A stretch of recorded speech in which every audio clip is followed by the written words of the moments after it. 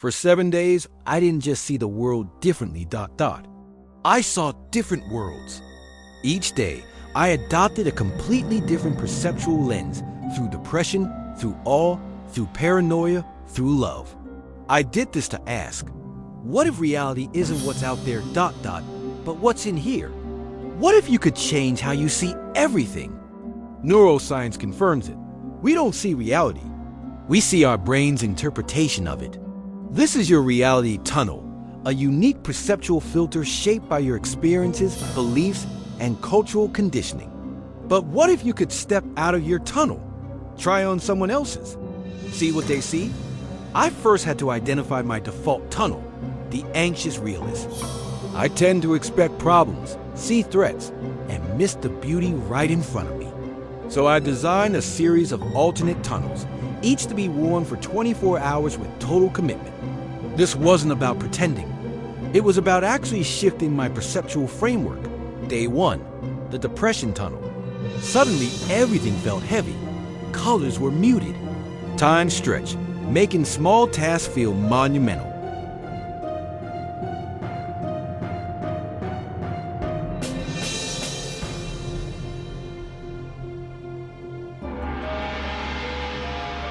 Painful, necessary questions we've been trained to avoid.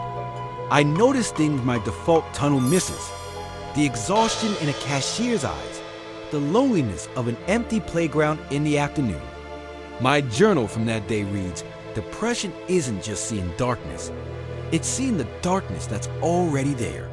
It's a lens that reveals the weight people carry invisibly. Day 2, the all tunnel. The exact same world became miraculous. Raindrops weren't an inconvenience. They were liquid diamonds. Strangers weren't threats. They were walking stories. My morning coffee wasn't just caffeine. It was a miraculous combination of earth, water, fire, and human care.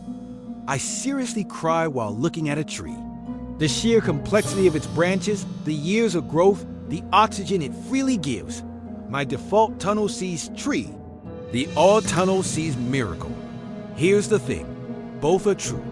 The question becomes, which truth serves life better? Day 3, the paranoia tunnel.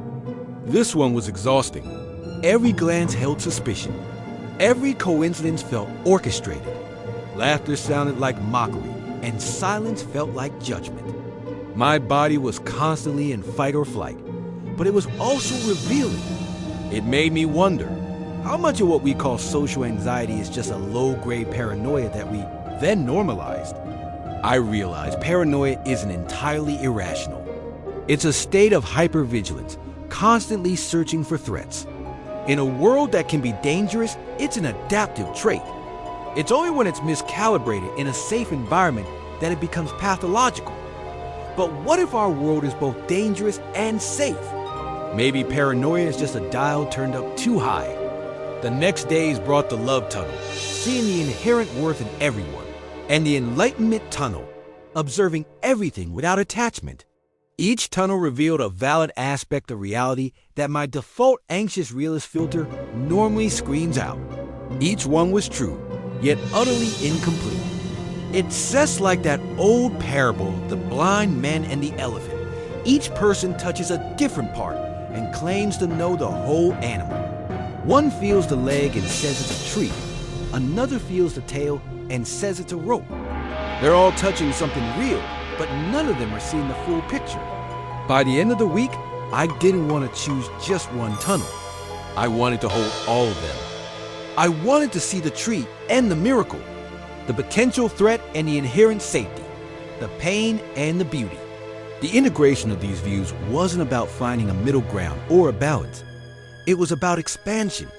And then the collapse.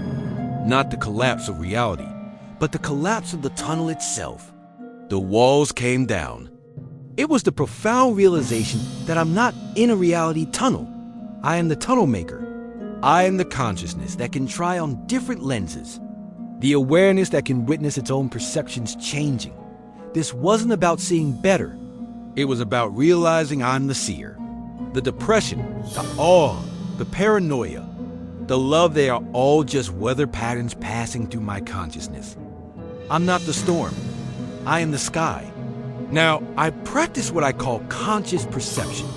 When I feel a wave of depression, I ask, what is this tunnel showing me that I usually miss?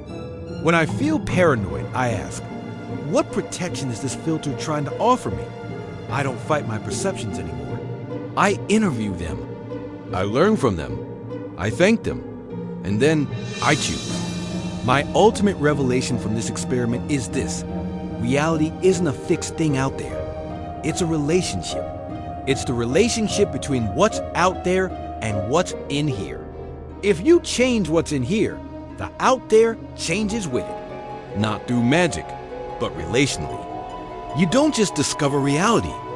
You co-create it, moment by moment, perception by perception. Maybe we should all try collapsing our own reality tunnels. Not to find the one right way to see, but to realize we are the architects of our own experience. Sometimes, enlightenment isn't about seeing new things ... It's about seeing that you are the one who is doing the seeing. Thanks for watching.